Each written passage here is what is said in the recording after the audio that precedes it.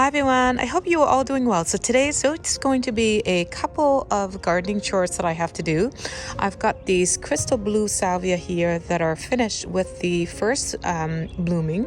So I'm going to cut everything back, and then I'm going to go ahead and also thin out some of the zinnias that I've sowed recently.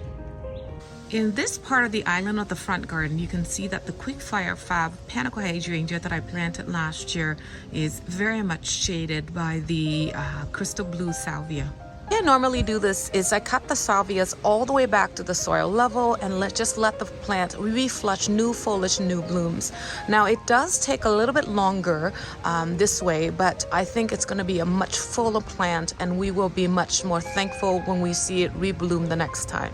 So let me just quickly set everything up and just go through all of that work with you today.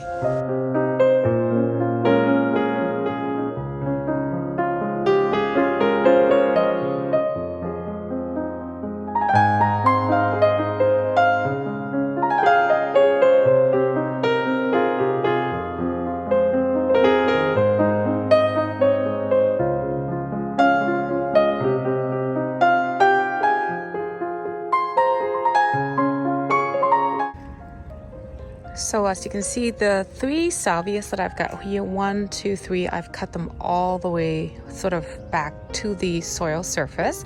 So now you can actually see the quickfire fab that I've got planted here. It was so much shaded by the salvia that you couldn't see it, but now as you can see, it's so much prettier, and I love the reddish color of the quickfire fab stem. Unlike the other quickfire, this one has a reddish stem that I think is really pretty, and you can see that the blooms are a little bit behind the one that I have in the planter in the back, but nonetheless I think it's going to be an absolutely gorgeous plant once it gets established into its home for the next season. And here I've got 3 pots of the pink Profusion Zinnas that I sowed from the seeds that I collected last year. These are orangey reddish color blooms. So what I will probably do is I will thin most of them out. I think this pot, it's the basket that was used that I just took off the handles, and I use it as a planter for these zinnias. So I think each one of these can probably do 3 or 4 plants. The rest I can either thin out or I can transplant. Now zinnias don't like their roots to be disturbed, so if you want to transplant these, normally the way I do it is I take a spoon and I try to spoon up as much of the root ball of the entire zinnia as possible. So I'm just going to do one right now just to show you. So I'm going to pick one that I think is easiest to separate. I'm going to take this one here.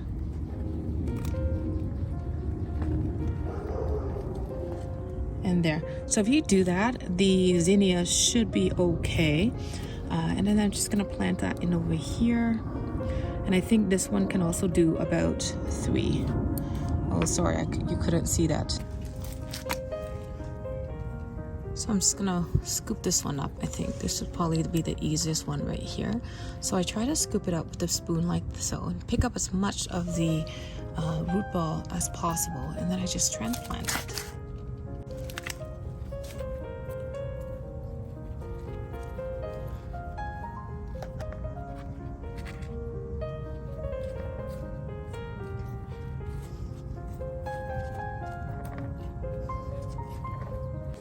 There. I'm going to water these well in, and I also will probably gonna put them aside in a little bit of a shady spot for about 3-4 days until they get rooted in, and then I will take them out into the sun.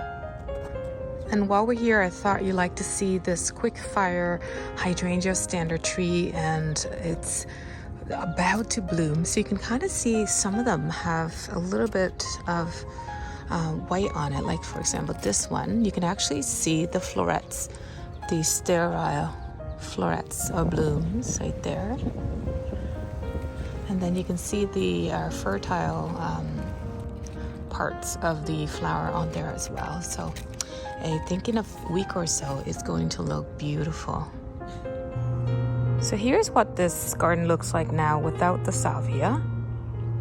I've got 4 of them around the base of this quick fire standard and 3 right here, which I cut all the way back. I left this one alone because it still has a little bit of color on there, which I think still kind of makes it look a little pretty. And on this side, I've got 1, 2, 3, and then I got 1 in the back there, 4, which I cut all the way back. So that will encourage the second flush. In the meantime, I've got the space here all cleared up for the daisies to bloom and the bulbos to bloom. And just in case you're wondering, the daisies I have are the banana cream daisies. It is not the improved version, it is the original version. Now these are supposed to be not as good as the banana cream daisy type 2 or the second version. So if you're in the market for a daisy, I suggest you get that one and not this one. So now I'm in the back, and before I go, I thought you might like to see my clematis. In the previous video, you could see that there were lots of buds and they were about to open, and we had a few already opened, but as you can see, it's so much fuller now. The Piilu is breathtaking. It is gorgeous and it's full of blooms, and it's actually one of my most favorite. The blooms are not that big, but I think they're just so full and covered in blooms that makes them look so pretty. And I like the fact that they're pretty much covered from the bottom all the way to the top of the trellis, unlike some of the other clematis that like to kind of bloom on the top or the upper portion of the plant and not on the bottom. But the Piilu does bloom from all the way from the bottom to the top, which I think makes it look really, really pretty. And here is the second quick fire fat that I have in this planter, and it is sitting in full sun, and it started blooming for me about a week ago, and you can clearly see the X shape of the florets on the panicle here, and I love the look of it. And so far, just the fact that it is the first panicle hydrangea to bloom for me in 2022 makes me just ecstatic. And here you can kind of see that the sun is about to set. It's almost 9 o'clock in the evening, and this is what the garden looks like at this time of the night. And also we just had a little bit of rain, and so all the plants are just really looking happy right now, and they're looking a little bit moist and wet, right? But anyway, everything I think is looking beautiful, even though it's almost dark. And here is a beautiful view of the Happy Returns daylilies that's blooming profusely, and then the rosemary in the back there, that's so pretty. And here is the latest clematis that just started blooming for me, called the Giselle Clematis. And I love this star-shaped, dusty, rosy pink color blooms of the Giselle Clematis, and it was just recently planted last year. So that pretty much concludes today's video. I want to say thank you so much for watching this video. I hope to see you all next time. Take care, everyone. Bye-bye for now.